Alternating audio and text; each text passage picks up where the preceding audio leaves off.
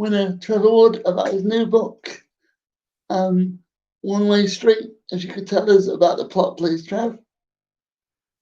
Certainly.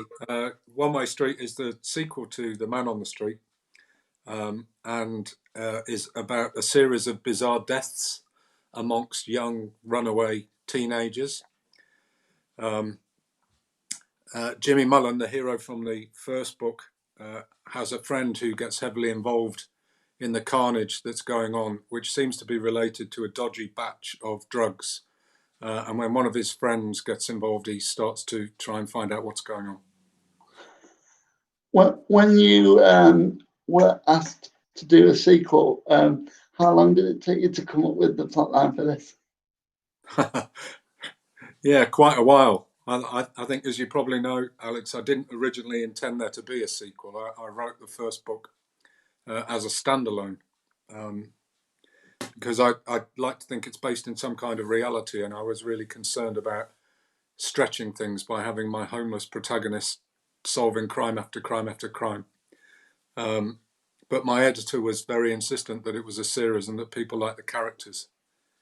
So I kind of started from the character's perspective. So the first book tells the backstory of Jimmy, the main protagonist. So you not only get a current crime story, you find out why and how he's ended up living on the streets.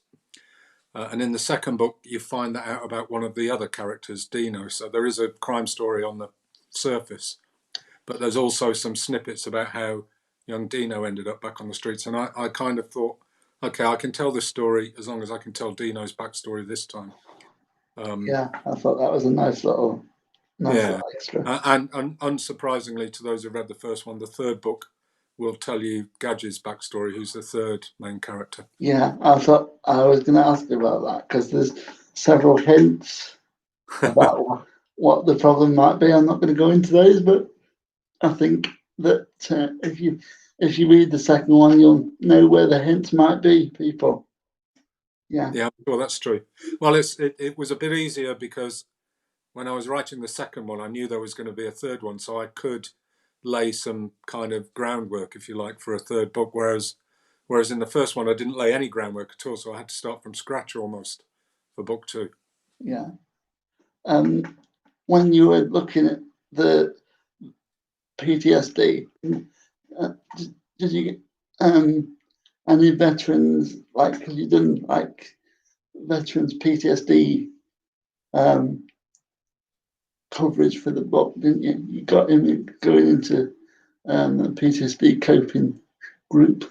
Yeah, that came. I'm sure I mentioned it the other day when you very kindly came along to the launch event.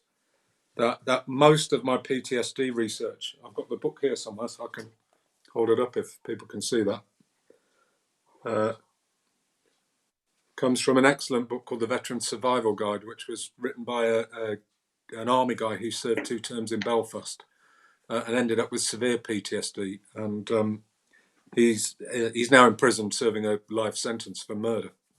But while he's been there, he's spent all his time trying to help other people who had PTSD, which was culpable for his crime. And some of the ideas in his book kind of surface in the second book, in One Way Street. So the therapy group is kind of based upon ideas that he had, where he felt he didn't really want to talk to doctors because he didn't think they understood what he'd been through because they hadn't been in a war situation. Whereas talking to other servicemen, he found very helpful. So that group is a kind of a fiction, but based on his ideas as to how you should treat PTSD. Also, the homeless shelter where Gadget, Jimmy and Dina, I understand you got research based on that because you volunteered somewhere. Yeah, it's. I mean, that literally is the People's Kitchen in Newcastle, with a different name. It's pretty much the only thing I've fictionalized in both books, with one tiny exception. And that's primarily because I do volunteer there every Tuesday afternoon, and I didn't want to piss anybody off, really. And B, that I was I didn't know if at some time I would want some dubious activity taking place there, Yeah. and I didn't want to, insult the lovely people who work there. So I changed the name of it. But it to all intents and purposes, it is the People's Kitchen in Newcastle with slightly different opening hours, but that's about the only difference. What's it been like researching the place? Because I know you live there, but it must be weird putting it into a fictional. Well, No, on the contrary, I'd love. As anybody listening will know, I'm not from Newcastle originally. I'm not allowed to even try Geordie. It's my wife and my daughter would both hit me with something very heavy. But I've lived here for nearly 30 years now, and I couldn't like it any more than I do. So it's a real pleasure to go and explore even the bits I already know, and kind of make sure that I'm getting them right in the book. when you were looking at doing it, how was it doing the young people? Because of course, Jimmy's older and Dino's a younger person, so was that different?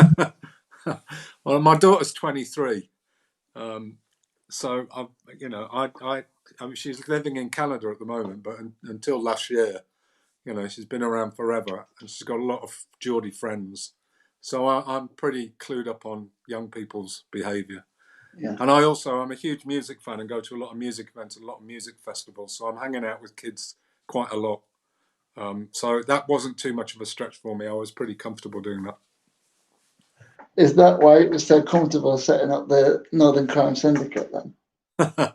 Yeah, of course. The Northern Crime Syndicate's been a joy. I mean, we first planned it or talked about it really at Harrogate Crime Festival last year as an idea. I think Judith O'Reilly started suggesting that 6 or 7 of us should get together and hold events.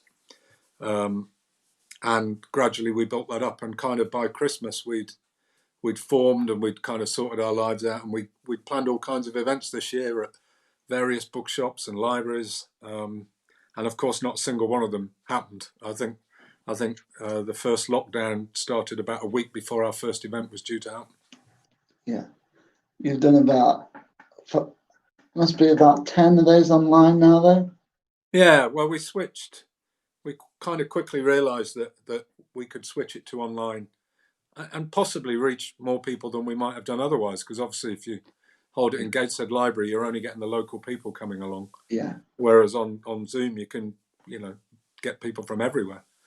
So they've been great fun, and we've done a few fairly straight panels where we just talk about the work and the writing and the books, and then we do some improv panels where we make up a story from scratch in an hour, which is great. I love those. Yeah, I love them.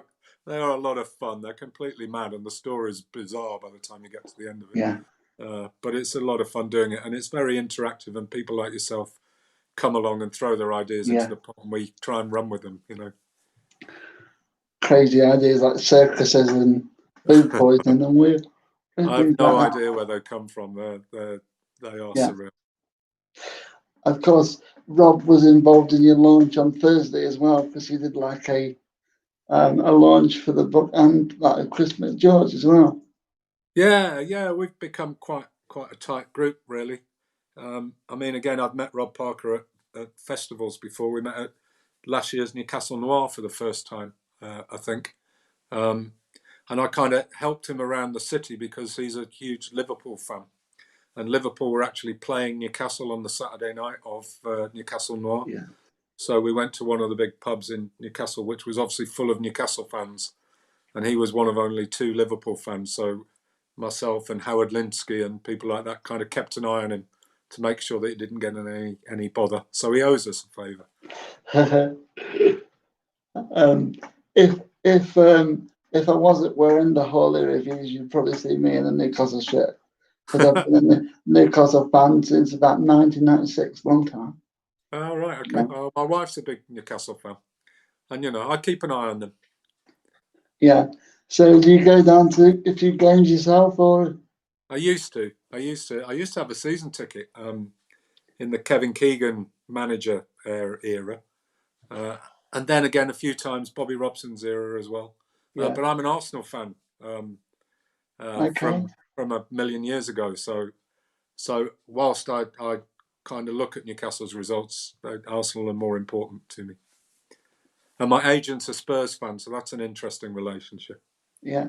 So how does that rub along in the house? Because I'm assuming the family's a Newcastle fan. I could be wrong there. No, they are there. Well, Pam's a Newcastle fan. My daughter has no time for football whatsoever, which is probably wise. It's never really been a problem because I was going to say because Arsenal have always been too good, so it's not quite the case anymore. So maybe it's going to become more of a problem as the teams get closer together. Yeah, because on form this year, I think it's kind of switched around a bit, hasn't it, so far? But we'll see. Quite. We'll see where that goes. One of my highlights, Alex, when I was up here, I was a journalist when I first came up here, and I worked on the Evening Chronicle sports desk in Newcastle. And we had season tickets then, and Arsenal Newcastle played in the FA Cup final. Yeah. And I obviously had a ticket for the final, but I couldn't go because I was working on the sports newspaper on the Saturday afternoon. So I was actually writing the headlines for the Arsenal Newcastle Cup final in Newcastle's sports paper. And Arsenal won 2-0, and I was desperately trying to get in Mighty Arsenal romp home and stuff like that, but they kept getting edited every time I tried to write them. But it was good fun doing it. And we did a piece with my daughter, who was only about 1. We dressed her up in half red and white and half black and white and wrote a whole article called Child in Torment, a baby who couldn't decide who to support in the cup final. That must have been a bit weird for you doing that. It was good fun. I was making up all kinds of quotes for her. But, you know, her first words were, "Come on, you gooners," and stuff like that. When you started out, I believe you did an MA of when you were starting out with the Man on the Street. You did an MA. Yeah, that's right. That's right. I'd tried to write a crime novel, which had got me an agent, but it didn't get picked up by publishers, and I kind of knew why, and I knew that I needed to do better, basically, and I needed to learn to write better. Even though I'd been writing plays for about 12 years, so I knew I had some skills, but I needed more. And it just so happened that the University of East Anglia suddenly announced that they were going to do a first ever crime writing MA. They've always done literature, but not crime writing. Not that I see there's a great difference between those two, but we'll move on from that. I applied for the course and got a place, and it was fantastic. There were only 11 of us who did it. And it was a 2-year course, and the whole point of the course was to write an 80,000-word crime novel. And that's where I developed The Man on the Street. And we had a visiting lecture for every residential. It was only part-time, so we only did 3 residentials a year for about 3 days each time. And on the first one, we had Lee Child. On the second one, we had Mark Billingham. In the second year, we had Ian Rankin and Denise Miner. It was, A-list stars for us to talk to. Yeah, can't get much better than that. No, really.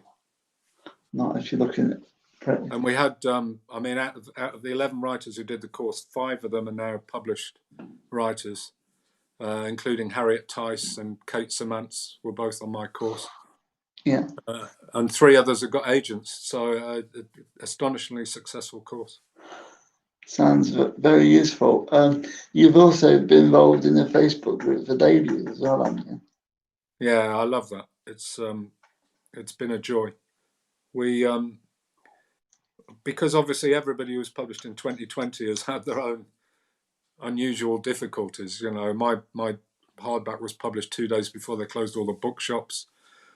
People like Nikki Smith, her book came out in April when everything was already closed. So her hardback's pretty much disappeared off the face of the earth. And we already had a Facebook group that we'd formed kind of back in 2019, just as a kind of like a comfort group, if you like, just to chat amongst ourselves and go, what is this mad world that we're coming into, and to share advice. But of course, it came into its own when lockdown happened. So it's become a massive support group. We've run virtual events. We're all kind of promoting each other's work all over the place. We've appeared at virtual festivals as groups. We ran a debut festival ourselves. And we meet every Friday just for a chat and a glass of wine and a catch up and to talk through any problems that have come up. So it's like I've got a whole new friendship group who I've never met. I've met one person in the whole group in real life, but I can't wait until we can. I mean, it's probably still a long way off, but it's going to be a hell of a party. It sounds like one heck of a network. At the moment, though, One Way Street is on ebook and audio only. A lot of the members out there will be wondering when the hardback is due. The hardback will be published on March the 4th next year, and then the paperback will be around September next year. It's a deliberate strategy from Quercus, my publishers. They did the same with The Man on the Street. They call it a soft launch, so it's kind of put the ebook and audiobook out earlier than planned to get word of mouth and a bit of a buzz going, and then going with a hardback and paperback. And it worked very well for The Man on the Street, so they're just replicating what they did last year, really. It works for me because it's one of the very rare occasions that I get to review it first. Because audiobook, yeah. That's why we're doing it, Alex. It's just for you, man. What is it like for the narrator? Because of course, I believe you've got a background with him too. Yeah, that's a lovely thing because like I mentioned, I worked as a playwright for about 12 years, co-wrote about 10 plays, but one of them was a play called Alf Ramsey Knew My Grandfather, which was very loosely based on a miners football team that won the first World Cup back in the early 1900s. And it was a terrific play, did very well, ended up at the Theatre Royal in Newcastle, which is an amazing theatre. And the lead actor in it was a guy called Dave Nellist, who is best known for his role in the Sherlock reboot on telly. He's the guy in the very first episode who introduces Martin Freeman and Benedict Cumberbatch. Meets Martin Freeman in a park and they're old army buddies. And he says, "Oh, I know somebody who's looking for some help." And he's kind of had a lovely time doing that because he gets invited to all kinds of Sherlock conferences and conventions and things. But purely by chance, when my publishers were looking for a narrator, they kind of went out to the usual channels, and one day they sent me a link and said, "Oh, we found this guy and we think he's great. What do you think?" And I didn't even listen to the link because I could see it was Davey. So I just said, "Yeah, he'll be great. That'll be terrific." Yeah. And it was a link. He narrated some of Howard Linsky's earlier books, and that's what the link was that they sent me as well. So there was another connection because he's a good pal as well. Have you spoke to him since he did the narration? Who, Davey? Yeah. Well, the nice thing about having somebody narrate your audiobooks that you actually know is that he tells you when he's doing it and asks you questions as well. So every time he's recording it, I know it's happening because he starts sending me questions, texting me bizarre questions about what's this about and how do you pronounce this and things like that, which most authors don't really get. So that's a bonus. Has he asked you about how to, has he come across any problems in pronunciation? He's asked you about. No. I mean, he's a native Geordie, so he's way better at it than I am. Yeah. There was a couple of, like all Newcastle people, as Davey is, he doesn't know Sunderland that well, and Sunderland features in One Way Street a bit reasonably heavily, and he wasn't certain about some of the place names, so he did check on those. Because of course you've only decided to do 3 in this, and you've got to come up with a new idea. Have you got any idea about that yet, or No, I haven't got a clue. I wanted to limit the Jimmy Mullen series to 3 books just to keep it real, really. Yeah. And my editors, my publishers, I had a 2-book deal to begin with, and because The Man on the Street has been reasonably successful, they offered me another 2-book deal, but they kind of wanted a 4th book, I think, of the Jimmy Mullen series, and we eventually agreed that we would sign another 2-book deal, but only the first one was specified. So the 4th book is to be agreed between us. So at some stage, I will have to pitch them an idea and then hope that they like it. And if they don't, I'll have to pitch them another one and another one until they do like it. I have no clue. My wife gave me a brilliant idea for a rom-com the other day, but I suspect if I pitch them a rom-com, they'll drive me out of town, I think. On the Davy group, remember, you've been looking at other genres and reading those, and is that not giving you any ideas about where you might want to pitch it? Yeah, no, absolutely. I mean, that's been a nice thing about the Debut 20 group, that normally in the real world, crime writers mix with crime writers and romance writers mix with romance writers, and never the twain shall meet. But our debut group has every genre you could imagine in it: historical fiction, fantasy, young adult, just everything. So I've read a ton of books that I would never normally have read this year, and I've thoroughly enjoyed all of them. But editors like their writers to stay within their lane, if you like. So I think once you've written some gritty crime novels, if you try and pitch a romance, they might let you if you change your name when you write it, like Ellie Griffiths did, in essence. So I don't know if you know this, but Ellie was the other way around. So Ellie wrote romance books initially under Domenica Del Rosa, but then when she wrote a crime novel, they went, no, we can't. Domenica Del Rosa can never write a crime novel. You've got to change your name. And that's where Ellie Griffiths came from, which I think is it's a relative's name, I think. Yeah, I think it's mum, I think, or a cousin. Yeah, or a gran, yeah, something like that. Yeah, I should know, really. I know Ellie well enough. Yeah, so should I. That's shocking, but I'm getting old. I've got an excuse. I believe you've got a giveaway to give with the rest of today's interview.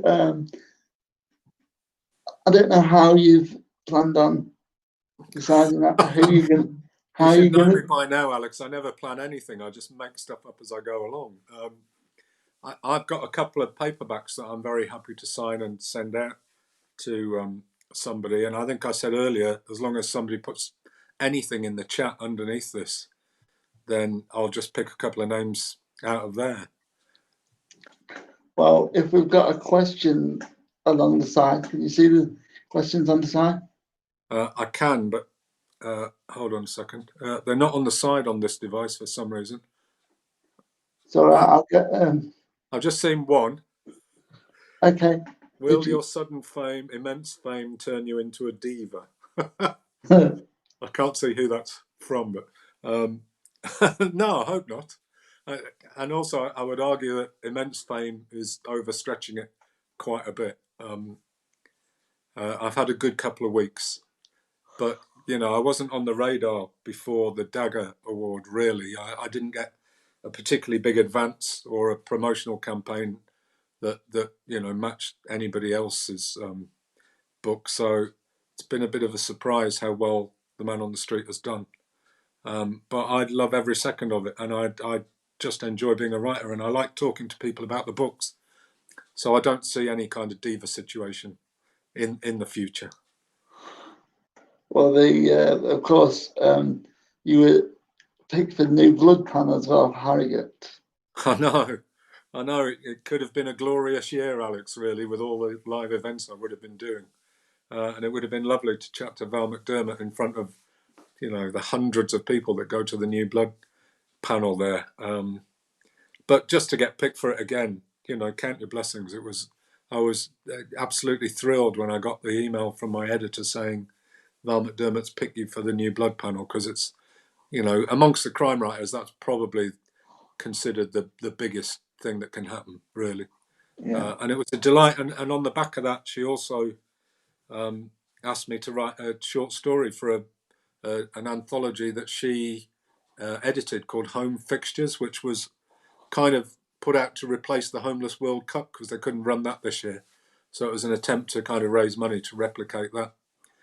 So there is an anthology called Home Fixtures out there with a short story which will tell you the story of how Jimmy and Dog first met. Oh, that sounds really cool. I'm gonna have to. Seek it out. Yeah, I'm I definitely like gonna have to. calling it. I like call it an origin story, like the Marvel comics. Yeah. So, what is your favourite origin story in crime for the ones you've read then? Oh God, that's a horrible question. I haven't got a clue. My favourite crime novels are my favourite crime series is the Dennis Lehane series with Patrick Kenzie and Angie Gennaro, the detectives. Starts with A Drink Before the War. Uh, People who don't know it might have seen the movie Gone Baby Gone, which was based on one of the novels in that Yeah. series. It's a fantastic series, and Dennis Lehane's an amazing writer. I just saw a question. I can't. The questions keep popping up and then disappearing. Oh, hold on. I can see some. No, can't see them. I saw something about the People's Kitchen, which I'm always keen to plug. There's a website. I think it's people'skitchen.co.uk. And if people go on there, they can donate uh, on that website. And if they live anywhere near Newcastle, they can actually volunteer to work there as well on the website. Could you just give us a scroll, Pete? Because they're not disappearing on that one. So, I can see some now, Alex. I've got another one. Do you yeah, just off the cuff, or are you able to do any I'm going to planning? read some of them out, people. yeah. If you could, Is the trilogy? So is it a trilogy or an open-ended series? I've been asked, is it a trilogy or an open-ended series? But I think we've covered that, haven't we? Yeah, it's definitely a trilogy. Music genres are your favourites? We've got what music genres are your favourites is another one. Wow, how long have you got? I'm an indie kid at heart, really, so I like a lot of indie guitar bands. But in more recent years, I've become a bit of a dance music fan. So I like quite a lot of DJs. I like the Chemical Brothers, Faithless. Um, they're the two main ones, I guess. Indie guitar bands and dance music. How different is it to write for a newspaper article than your own book? How much overlap is there?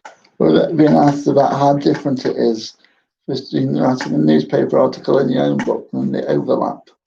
Okay. It's almost completely different, I would say. I mean, obviously, there's a small similarity, but basically, I can do what I like with my own book until a certain extent. Until an editor gets involved way down the line, it's entirely within my power to do whatever I like. If you're writing for a newspaper, you're very quickly getting edited. If you start something, somebody's editing it about 5 minutes later, and it can change dramatically. So you have a lot less control, I would say. That must have helped you out with your edits for the first book, though. Yeah, I mean, what it does mean for me, I was a sub-editor mostly when I was a journalist. So I was basically making sure everybody else's work was correct. So it does mean that when I send my first draft into my editor, it's pretty tight. I don't mean structurally and the plot. She may have ideas how to improve that, but there are very few mistakes on it because I'm kind of used to looking through copy and making sure it's perfect. Yeah. When we went to the launch on Thursday, you did something a little bit unique for that. You were inviting people in. I was kind of inspired by Tiswas. That was my model. If anybody's old enough to remember the kids show Tiswas, which was kind of organised chaos. And I've seen a lot of launches where it's quite formal and people read a bit of their book and they answer a couple of questions and then it's done. And we wanted it to be a bit more like a party, so we initially started it as a kind of normal event with Rob Parker asking us a couple of questions. But then as soon as anybody answered a question or won a prize, we switched their camera on and brought them onto the panel. So we started with 3 and we ended up with about 16, I think, including yourself and Lucy from UK Crime Book Club, and Mark Wingott from the Bill popped his head in as well. So it was a mixture of people from all over the place, really. If the bill ever came back, would you think about writing the script for that? I've worked with so many people who were on it. It's kind of when you write plays that kind of tour regional theatres a lot, you end up working with a lot of TV actors who, if they take plays around the regions, they'd like to have a name of some kind in the cast. Yeah. and they almost invariably turn towards somebody who was on telly. So I've worked with Dean Gaffney from EastEnders, Lisa Riley from Strictly, and all kinds of things since Strictly. You've Been Framed, I think she did. I've worked with Kim Hartman, who was Helga in Allo Allo. She was the Nazi secretary. So I've kind of collected quite a lot of TV celebrities along the way, really, and they've all been great fun and hugely helpful when you ask them to. I contacted Lisa the other month to see if she would help publicise the Virtual Noir at the Bar anthology that they were doing for charity, and she straight away said she would try and do something. So they're very accessible and very helpful people. But Mark Wingert is probably my oldest friend and what I've spent the most time with, I think, out of that group. Yeah, of course we've got our own anthology, everybody out there. Crime Shorts has been out since last Thursday. So if you want to have a look at who's in there, it's available on Amazon now.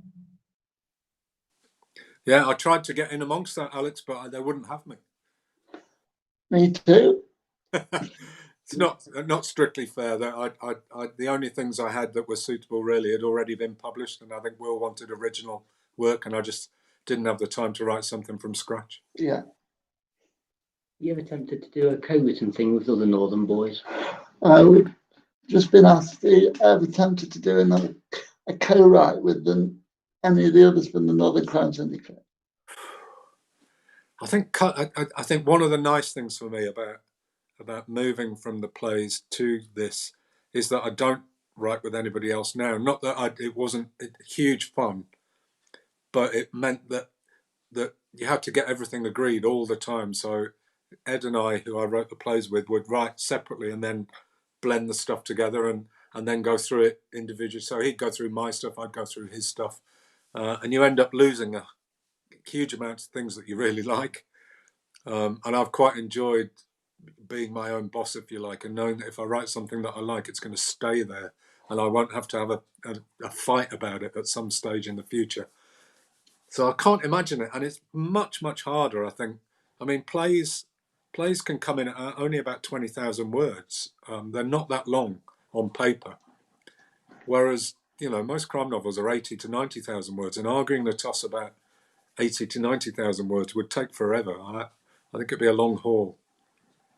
It'd be interesting to see. I mean, I don't know if anybody out there's read the new Lee Child book, but I'm interested in how that's worked. Yeah, that's quite fascinating. Writing with a relative. I don't know whether I could do it. No, and there are quite a few.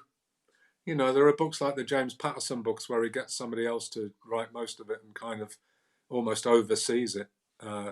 And I think Wilbur Smith, the kind of adventure writer, does something similar as well. So I don't know. I might work with them. I might work with James Patterson if he asks me nicely.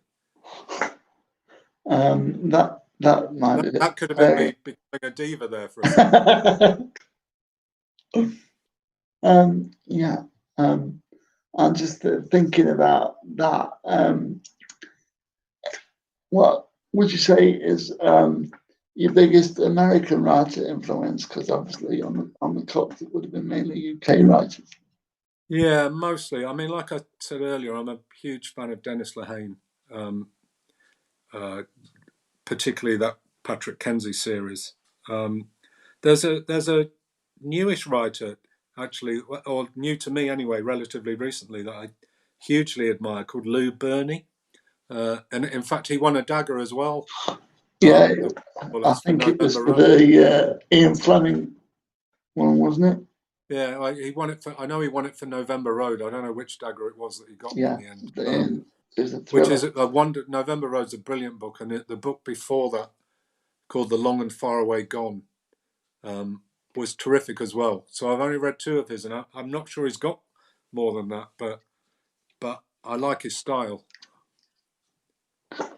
I'm sure that Caroline will be able to tell us, out of all the people that we've got questions from, who was the first one when we get off air.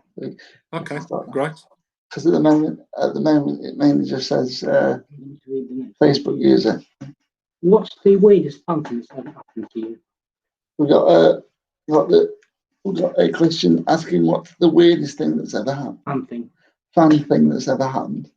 The weirdest fan thing that's ever occurred. fan thing. Or fan. My word. Let me think about that. Has anything weird happened to me I don't even like the word fan. It seems a bit of a stretch, really. Let's call them readers. What's the weirdest reader thing that's ever happened? I don't know that I've attracted any weird readers, really. I've had some bizarre reviews that I can think about. I really quite admired the guy who gave me 1 star and just said thriller ? And that was it. I know, but he was concise, Alex. So I admired his writing skills. And when I was writing for the theatre, the Guardian, our plays mostly toured regionally, but whenever they kind of went near London, and the national papers reviewed them because they were comedies, they always slaughtered them. And the Guardian once said about one of our plays that the writers set the bar really low, yet still managed to limbo dance under it. Which, again, made me laugh. So you kind of go, okay, fair play. Do you just like off the cuff, or are you able to do any planning?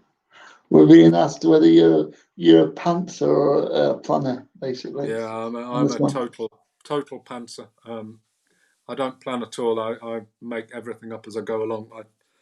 I start with an opening scenario, an opening chapter, and go from there, really.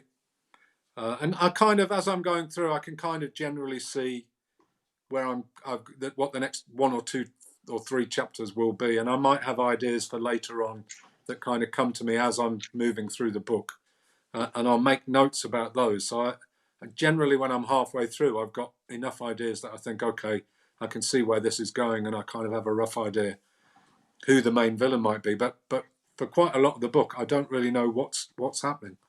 I know what's happening from moment to moment, but I'm like Jimmy, if you like. I'm finding out at the same time that he does what's happening in his world.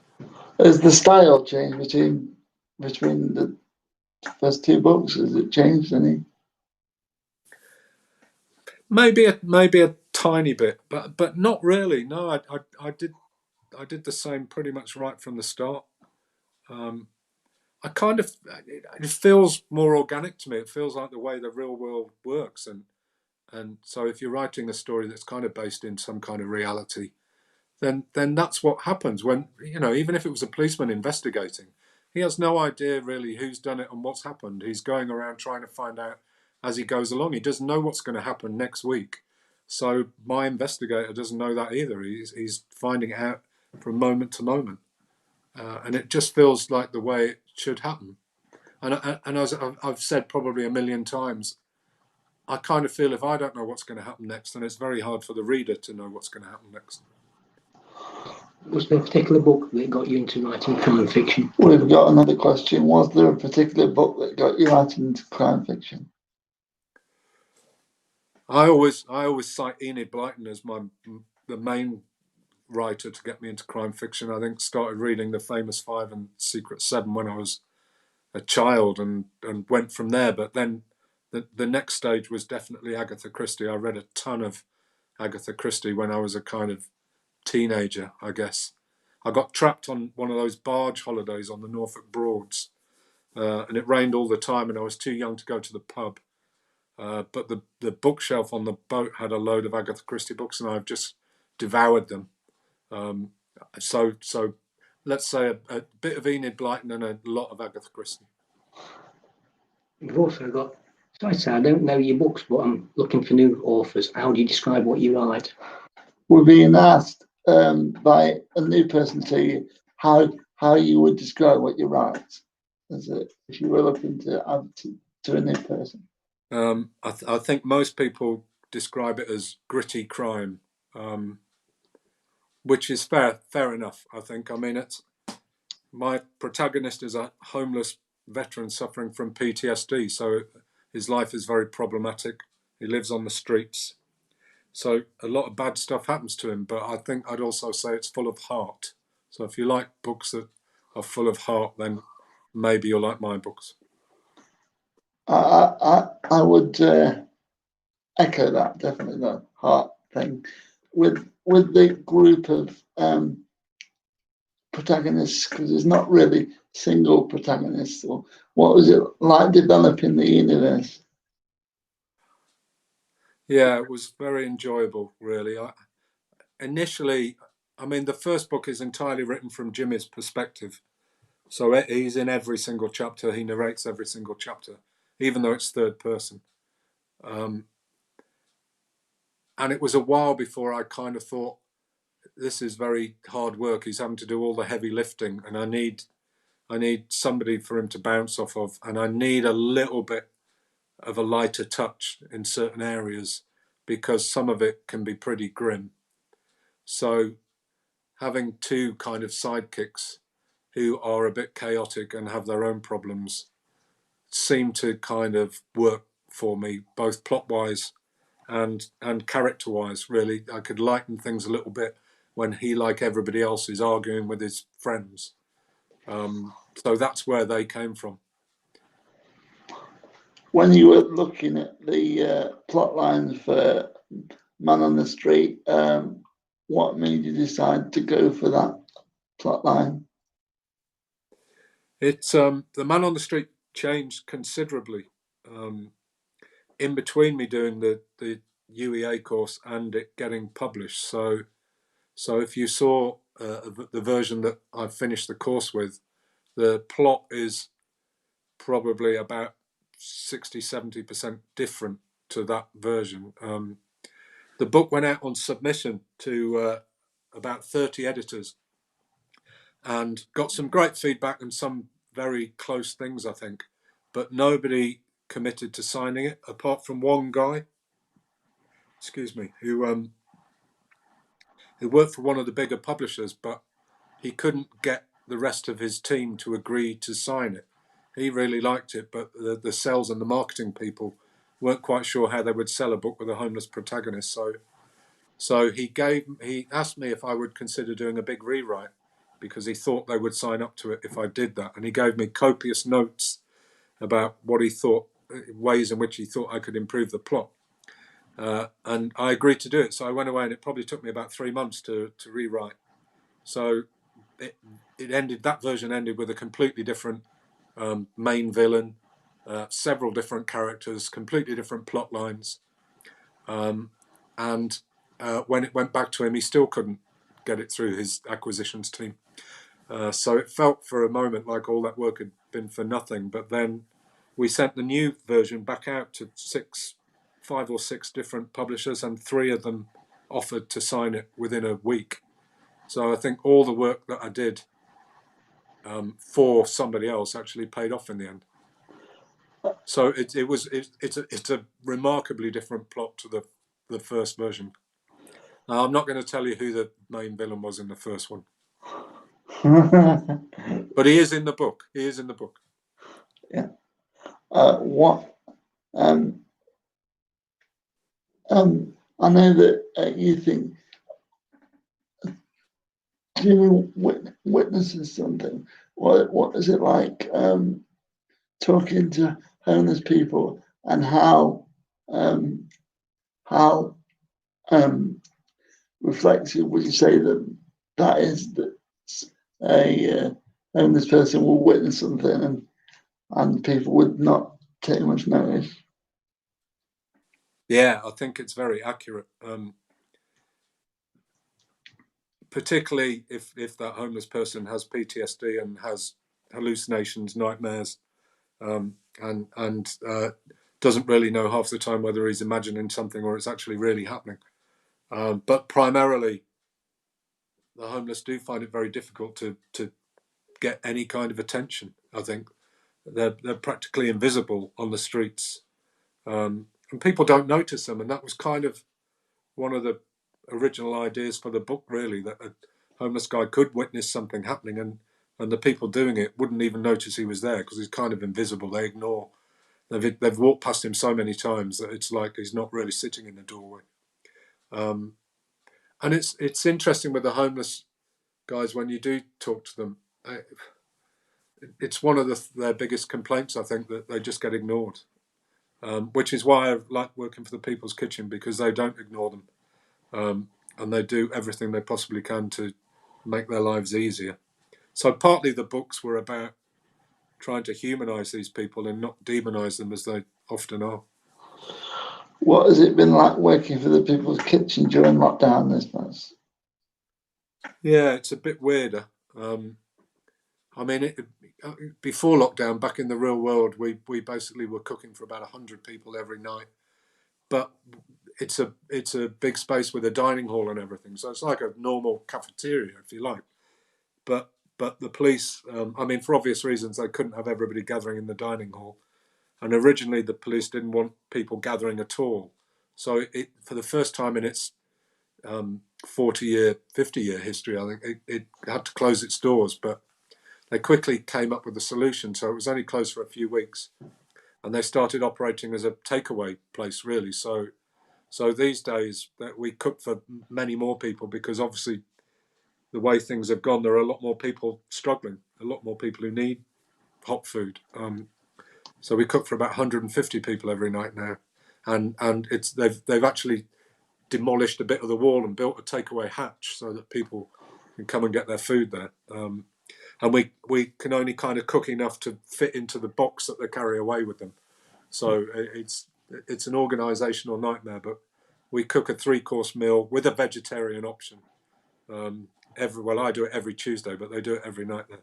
So it's changed a bit, and there's a lot less people doing the work, because a lot, by the very nature of it, a lot of the volunteers were either too old or had underlying conditions themselves, so they can't come and work there. So I think when I first started there, we had 7 or 8 people on our shift, and last week there were 3 of us cooking all that food. So it's hectic. So what's your favourite recipe then, Trev? What would you? Oh, well, if I cook the stuff that I really like, they wouldn't eat it. They have very specific tastes. It's very straightforward generally. So we will either do a curry, or we'll do a chili, or we'll occasionally do a pasta dish or something like that.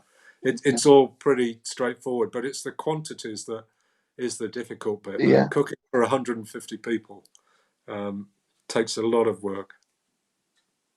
Yeah, I can imagine. I could just imagine what it's like.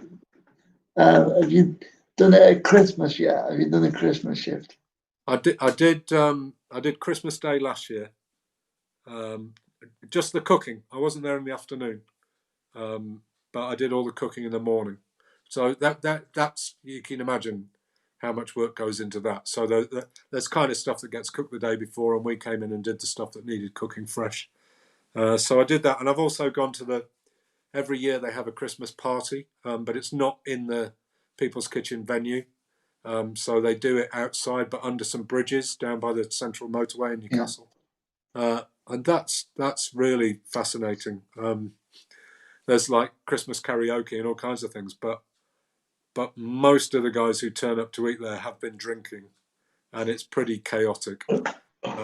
And you're almost like there as a crowd marshal, really, rather than anything else, because they get lots of pop-up food stalls from the city. So there is a People's Kitchen van, but there's also like a hog roast place and stuff like that. So it's crowd control as much as anything. Yeah, the hog roast came up in the new book as well. Yeah, I did. Yeah. I try and drop everything in that's real in there, really.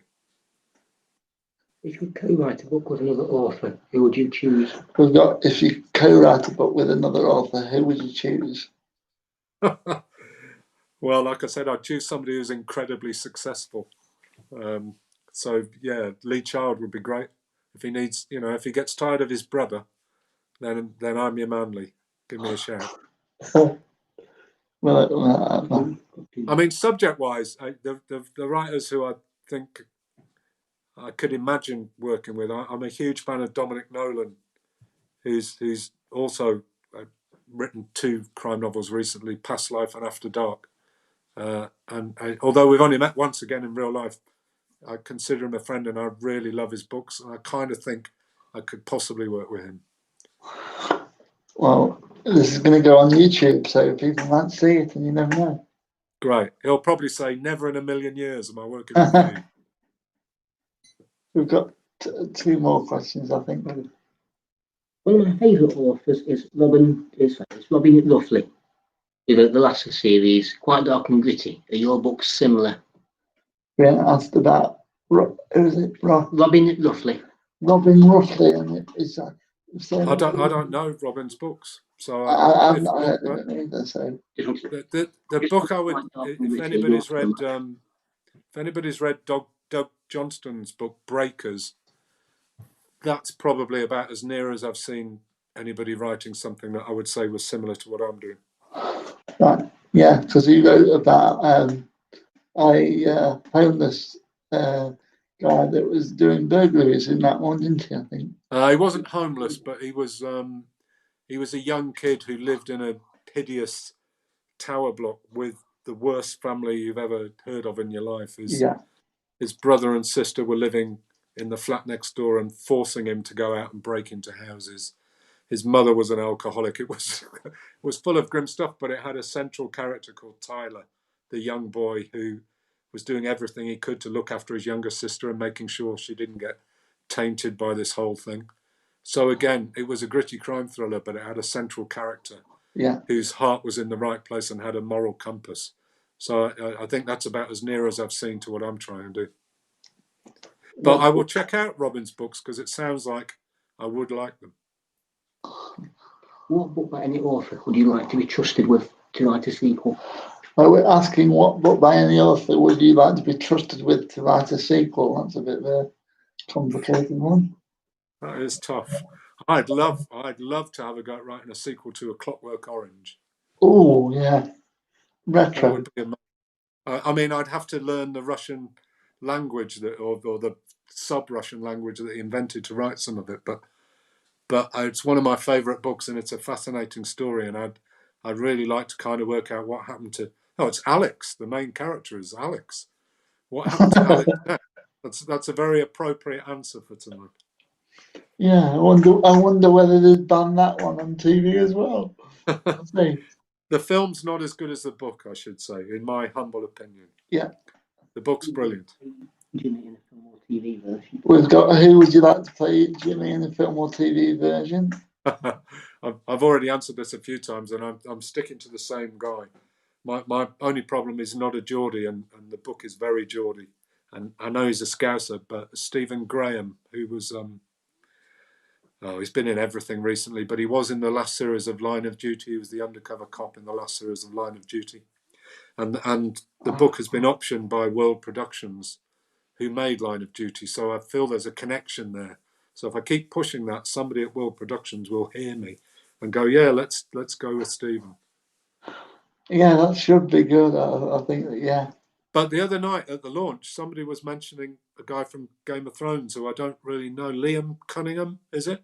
Yes. And I haven't had time to look him up, but somebody was saying he'd be perfect. So I might check him out. Yeah, my not that I've got any say, Alex. I've got as much say in who it would be as you do, frankly. Well, my assistant's just backed up that reference, so yeah, I might be with All right, okay. I'm going to check Liam Cunningham out because I kind of gave up on Game of Thrones quite early, so I can't remember him. There's a lot of characters to remember from that. Yeah, that's true. Considering expanding universes, how many characters would you say might be too much for yours?